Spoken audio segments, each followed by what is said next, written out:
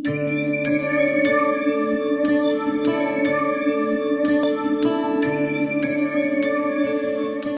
கொண்ட அம்மன் ஆன்மீக நேயர்களே வணக்கம். நான் உங்கள் அறிமுக ஜோதிடர் வெங்கடேஸ்வரன். நம்ம இப்ப எதை பத்தி பார்க்க போறோம்னா மாசி மாத பலன்களை பத்தி பார்க்க போறோம். மாசி மாதம்னா காலபுருஷ தத்துவப்படி 11ஆம் இடமான கும்ப ராசியில சூரியன் சஞ்சரிக்கும் போது ஒவ்வொரு ராசியினருக்கும் ஒவ்வொரு மாதிரியான மாற்றங்கள் நிகழும். அந்த மாற்றங்கள் என்ன?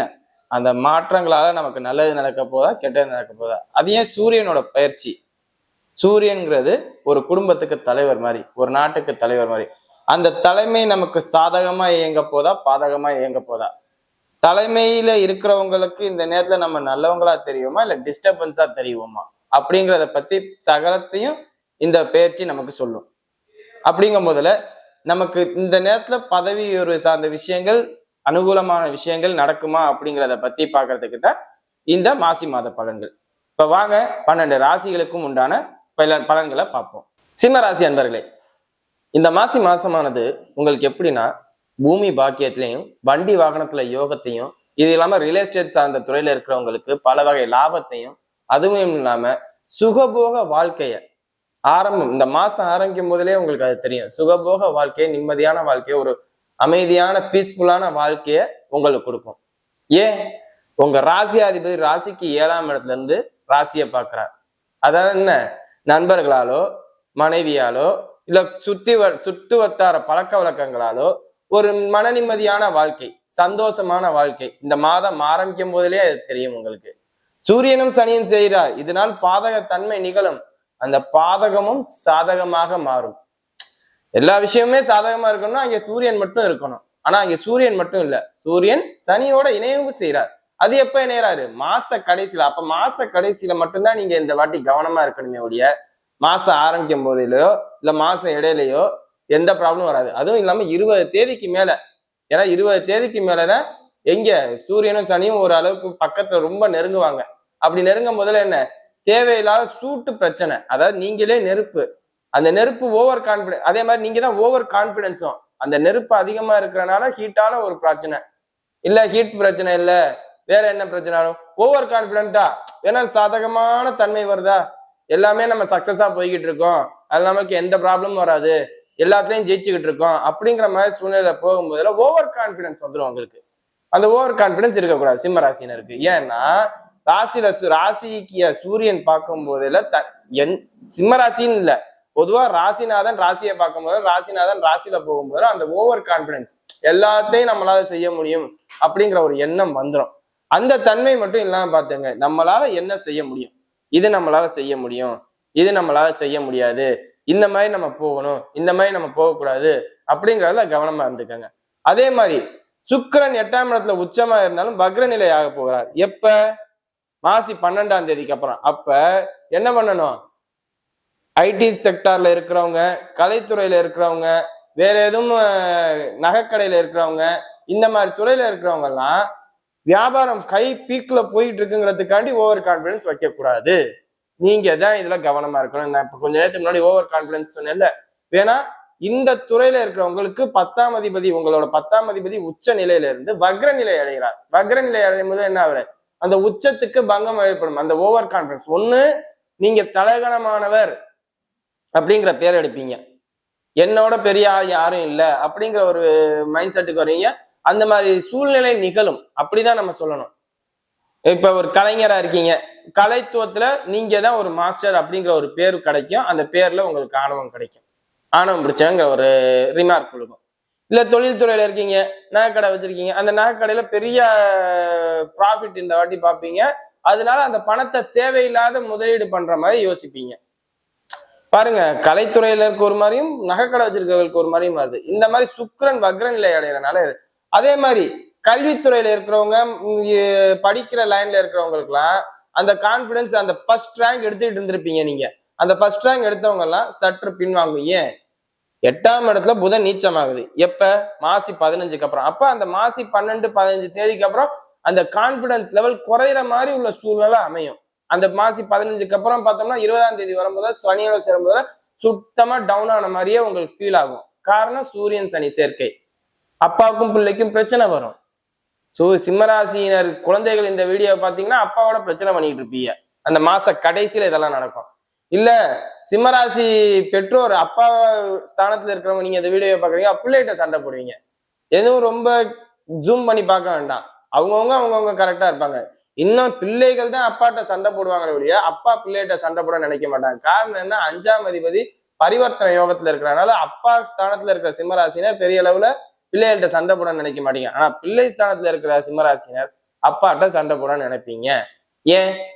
செவ்வாய் 11ஆம் இடத்துல இப்போதைக்கு வக்ர நிலையில இருக்கிறனாலையும், அதுவும் இல்லாம அந்த வக்ர நிவர்த்தி அடையும் போதுல 11ஆம் இடத்துல இருக்கிற நான் கேட்டதை நீங்க வாங்கி கொடுங்கன்னு தான் சண்டை போடுவீங்க. நான் கேட்கறத நீங்க வாங்கி கொடுங்க அப்படின்னு சண்டை போடுவீங்க சிம்மராசி பிள்ளை ஸ்தானத்துல இருக்கிறவங்க.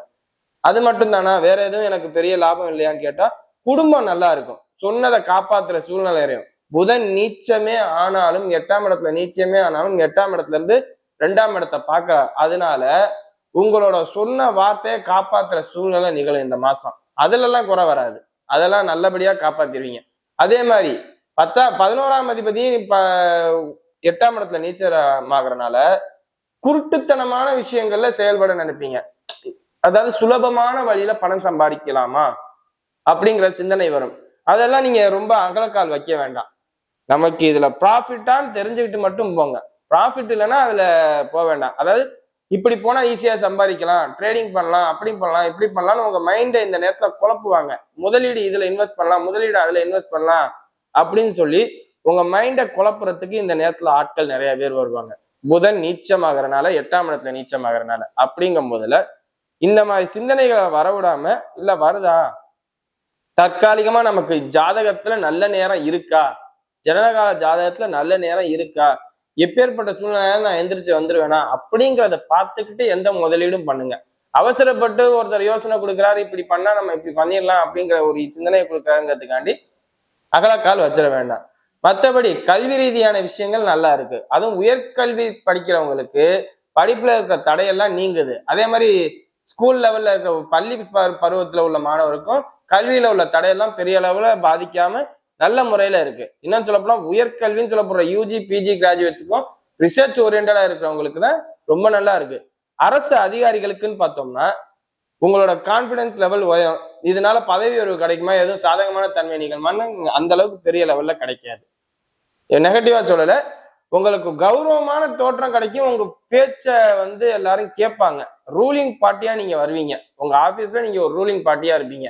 இல்ல நான் ஒர்க்கரா இருக்கேன், 10 பேர் சேர்ந்து நாங்க வேலை பார்க்கறோம்னா அந்த இடத்துல உங்களுக்கு அதிகாரத்தன்மை அதிகமா கிடைக்கும். அந்த அதிகாரம் நியாயம், இந்த வேலை பண்றது நியாயம் அப்படிங்கிற ஒரு பேர் கிடைக்கும். அதெல்லாம் ஒரு பிரச்சனையால கணவன் மனைவிக்கு இடையே அந்யோன்யம் அதிகரிக்கும். ஏன்?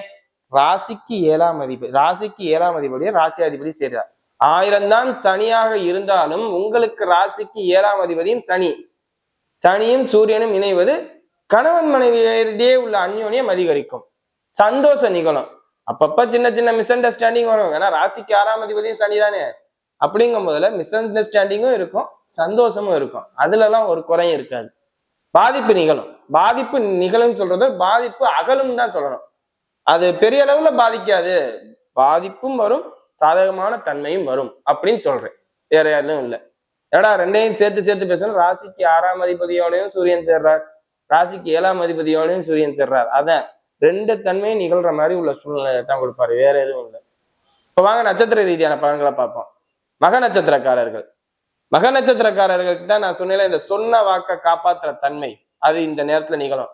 புதன் நீச்சமே ஆனாலும், உங்க நட்சத்திர அதிபதி வீட்டு அதிபதி நீச்சமே ஆனாலும் உங்களால எதுவுமே செய்ய முடியாத சூழ்நிலையில இருப்பீங்க. என்னடா இது நம்மளால எதுவுமே செய்ய முடியலையே அப்படிங்கிற ஒரு சூழ்நிலை இருந்தாலும் அந்த சொன்ன வாக்க காப்பாற்றுற தன்மை உங்களுக்கு இருக்கும். இப்ப 10 ரூபா நீங்க தர்றேன்னு யார்ட்டையாவது சொல்லியிருப்பீங்க, உங்க கையில 8 ரூபா தான் இருக்கும், 2 ரூபா குறைச்சிருக்கே அப்படின்னு நீங்க யோசிப்பீங்க. அந்த 2 ரூபாய் எங்க இருந்தாவது வாங்கியாவது கரெக்டா கனெக்ட் பண்ணி கொடுப்பீங்க, பாதிப்பு இல்லாம இருக்கும். சொன்னதை காப்பாத்துற நேரம் உங்களுக்கு தான். மற்ற 2 நட்சத்திரத்துக்கு கூட அந்த தன்மை இல்லை.